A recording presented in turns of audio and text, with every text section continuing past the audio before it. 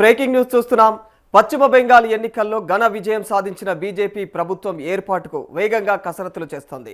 ఈ ఎన్నికల్లో మమతా బెనర్జీ పైన విజయం సాధించినటువంటి పార్టీ కీలక నేత సువేందు అధికారును ముఖ్యమంత్రిగా ఎంపిక చేసే అవకాశాలు ఉన్నాయని జాతీయ మీడియాలో కథనాలు వెలువడుతున్నాయి. ఆయనకు సహకారంగా అయితే ఇద్దరు ఉప ముఖ్యమంత్రులను కూడా నియమించే అవకాశం ఉన్నట్టు సమాచారం తెలుస్తోంది.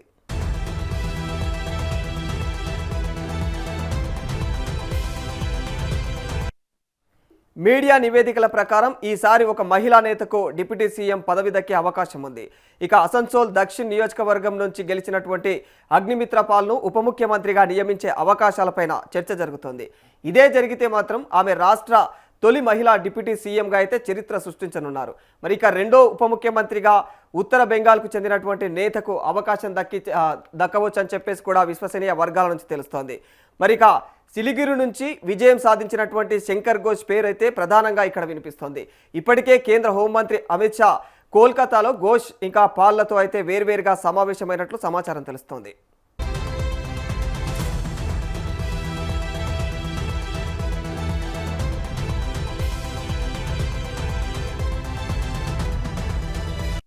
పశ్చిమ బెంగాల్లో గత 2 దశాబ్దాలుగా ఉప ముఖ్యమంత్రి పదవి లేకపోవడం గమనార్హం. ఇక అంతకుముందు జ్యోతి బసు ప్రభుత్వంలో సిపిఎం నేత బుద్ధదేవ్ భట్టాచార్య అయితే ఇక డిప్యూటీ సీఎంగా పనిచేశారాయన. మరి ఇక ముఖ్యమంత్రి ఎంపిక కోసమైతే బీజేపీ ఎమ్మెల్యేలు త్వరలో సమావేశం కానున్నారు. ఇతర కేబినెట్ పదవులపైన కూడా త్వరలో అయితే స్పష్టత వచ్చే అవకాశం ఉంది. అనంతరం కోల్కతాలోని చారిత్రక బ్రిగేడ్ పరేడ్ గ్రౌండ్లో కొత్త మంత్రివర్గ ప్రమాణ స్వీకారం చేసే అవకాశాలు కనిపిస్తున్నాయి.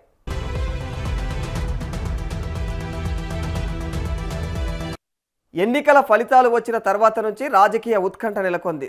మరి బీజేపీ 207 సీట్లు గెలుచుకొని స్పష్టమైనటువంటి మెజారిటీ సాధించింది. టీఎంసీ 80 సీట్లకు పరిమితమైపోయింది. ఈ సమావేశంలో సువేందు అధికారి పేరు బలంగా వినిపిస్తోంది. అయితే ఇతర నాయకుల పేర్లు కూడా పరిశీలనలో ఉన్నాయి ప్రస్తుతానికి. మరి ఈ అంశం హైదరాబాద్ నుంచి దక్షిణ భారతీయులకు కూడా చాలా ముఖ్యమని చెప్పుకోవచ్చు. ఎందుకంటే జాతీయ రాజకీయాల ప్రభావం మన ఏపీ తెలంగాణ పైన కూడా చాలా ఎక్కువగా ఉంటుంది.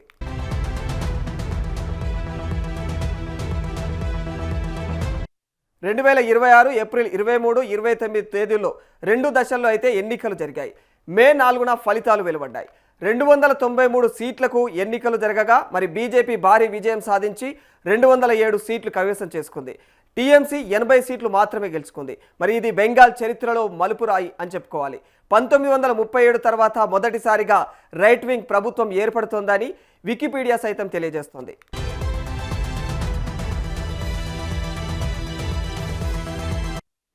మమతా బెనర్జీ తన యొక్క స్వంత నియోజకవర్గం భవానీపూర్లో సువేందు అధికారి చేతిలో ఓటమి పాలయ్యారు. ఇది టీఎంసీకి డబుల్ షాక్ అనే చెప్పుకోవాలి. ఎన్నికల్లో యాంటీ ఇన్కంబెన్సీ, ఇక అవినీతి, లా అండ్ ఆర్డర్ సమస్యలు ప్రధాన కారణాలుగా ఉన్నాయి. బీజేపీ మాత్రం ఎస్సీ, ఎస్టీ రిజర్వ్డ్ సీట్లలో కూడా బలంగా ప్రదర్శన చేసింది. ఈ ఫలితాలు జాతీయ స్థాయిలో బీజేపీ బలాన్ని మరింత పెంచాయి. సాధారణ ప్రజలు మార్పు కోరుకున్నారని ఫలితాలు చెబుతున్నాయి.